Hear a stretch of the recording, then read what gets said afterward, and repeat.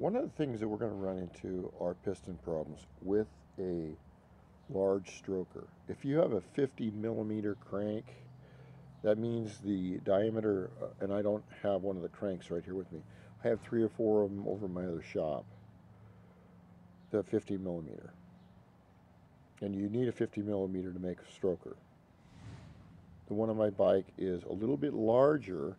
It's 52.5 millimeters in diameter from the circle from one side directly across from the other. What this correlates to, and the problem it correlates to, is that your piston rod is only so tall. And with a larger diameter crank, it will pull a same size rod down a little bit closer to the crankshaft weight itself during its revolution. Now the piston doesn't change. The rod height doesn't change. But with a larger diameter weight, what's going to happen is you're going to hit the bottom of the piston skirts, which are right here, against, what the hell is that? Shit. Against the top of the crank weight. If you do that, what will happen when the bike is moving is this skirt right here will come down, hit the top of the weight, and either destroy your piston or it will chip it, and then the chips will get into the rod bearings and destroy your whole engine.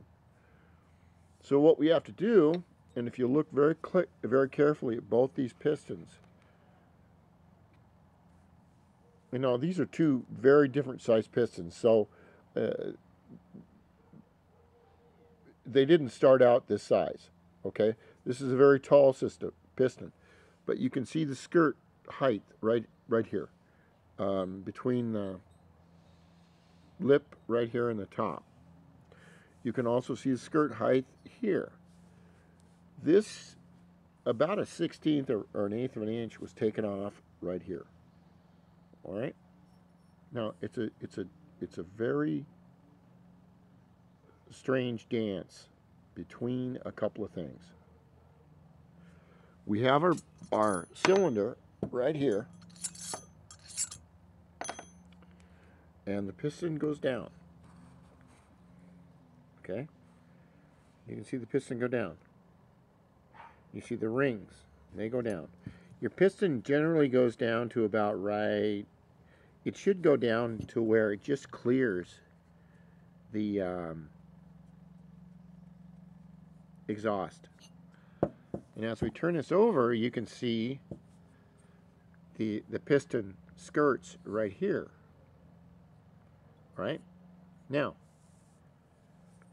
we have to shave off some of this in order for it to work with a 52.5 millimeter crank.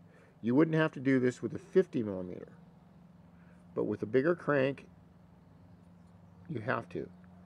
The problem comes in where when this piston right here is at top dead center, okay, the piston has to go back up. It covers this, and you can see right here, if I can do this with one hand, my hands are shot. I have to have another damn surgery. Fucking getting old. Anyway, let's see if I can do this.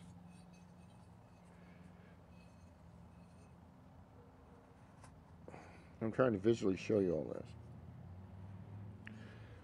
As the piston comes up to top dead center, which is, it's a little bit above, but that's it, you get the point.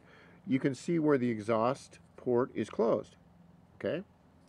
Well, remember, I have to take off a little bit of that lip right there to avoid the piston from hitting the crank on its downstroke. The rub is, or the trick is, that if you take off too much, this is what you get. At top dead center, you get a piston that is exposing the exhaust port right there. You can see it's open. You can see here it's open. And of course, this is an exaggeration, but this is what we're up against. You can only take off so much to avoid hitting the crankshaft. And if you take off too much, you will expose the exhaust port on the upstroke. If you expose the exhaust port, what happens is your fuel charge will run out the exhaust instead of be blown up here. And why I'm saying this is because you have to be very, very, very careful how much you take off. It will work. I can tell you that. But there's a very, very small margin of how much meat you can take off the piston skirt right here that'll avoid hitting the crank, and how much meat you can take off to avoid having the exhaust port open. That's one of the things that is real tricky, that I have found anyway. Now, of course, I don't have the hindsight or the friends like in Hawaii that do this every day, and they do it, and they have multiple friends that have multiple expertise in this. I have to guess a lot of it, and that, that's half the fun, really, is exploring. But if you can get this book here, the two-stroke, if you don't understand two strokes, this is a very good book. If you want to fine-tune your intake and understand, I had one of those bikes too when they first came out, and I was an idiot. I got rid of it. I had an RZ350 in 1984, Kenny Roberts, red, white, and blue, and I got rid of it, and I'm just an idiot.